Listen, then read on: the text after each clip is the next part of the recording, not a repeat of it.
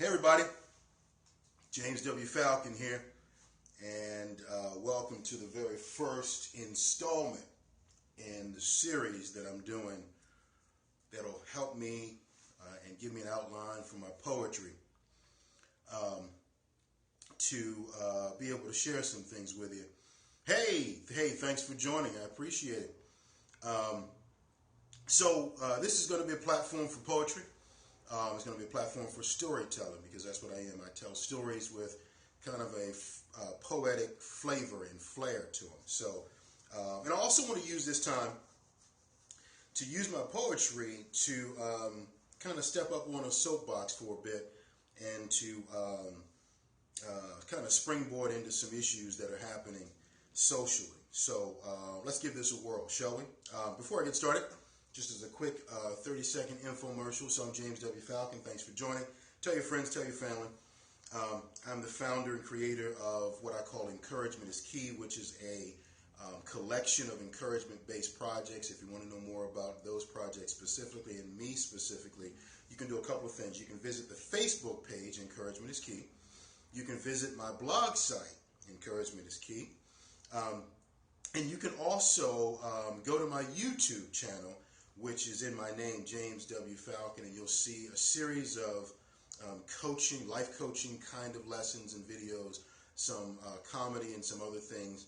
I'm really excited because I'm going to expand what I'm doing to include some coaching on leadership training and development, membership, followership.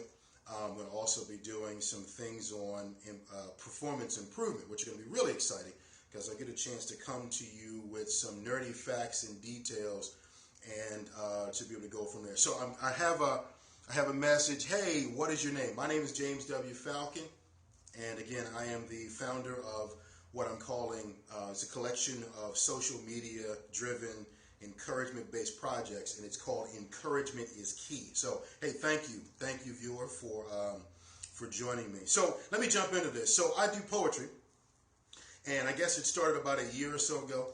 I had a newsletter, a male-female relationship-based newsletter, just as a quick tidbit, and it was meant to be a newsletter by women for women. Of course, I founded it, and I was the editor-in-chief, but it was really women-driven. Had a number of phenomenal artists, columnists. There was a minister on the volunteer staff. And every once in a while, we would come up with these gaps in material that was needed. Hey, thanks for joining. Appreciate you. We would come up with these gaps. And a couple of the ladies that were poets, sometimes things would come up and they wouldn't have an opportunity to submit a poem or a spoken word. And so I would kind of make some stuff up. And after a few editions of this newsletter coming out, friends of mine were like, James, I think you need to stick with this whole poetry thing, bro. I think this is kind of working. I was like, huh? Me? What? Just kind of like you see over my right shoulder here. This is a painting that I did, I don't know, way back in high school. And I think art is kind of like painters, if I could use an example, that just are passionate about painting. They do a painting, they stick it on their living room wall, which is what this is. And somebody comes in and admires it and goes, hey, you should do something with that. And you kind of go, what? This is just something that I threw together and put on the wall, And so this is kind of what this whole process was, me filling in the gaps for this newsletter, and it turned into this. So here's a poem that I did with a background that I want to explain just a little bit later. So this one's called Dark Meat. Dark Meat. Check this out. She sat down at the table. She had only superficial dining experience, a few lies, maybe a fable. And though she arrived a bit late, she still had an expectation of a great meal. So I invited her to slide her chair closer. So I said, draw nearer to your plate. She looked like she needed some direction. So I asked her a profound question. I said, hey, how can I help you? And she said, I'm not really sure. May I see a menu? And I asked, well, will you be dining alone? She confirmed. So I had the bartender to pour her a shot of Patron.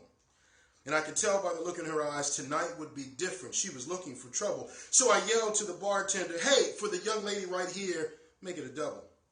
She said, you might want to start a tab, because this drink will be the first of a few.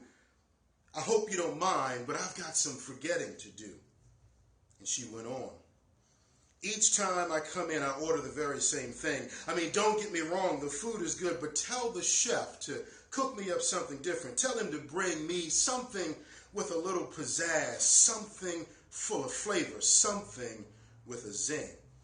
She said, I need a meal and experience that will melt in my mind and make my soul sing.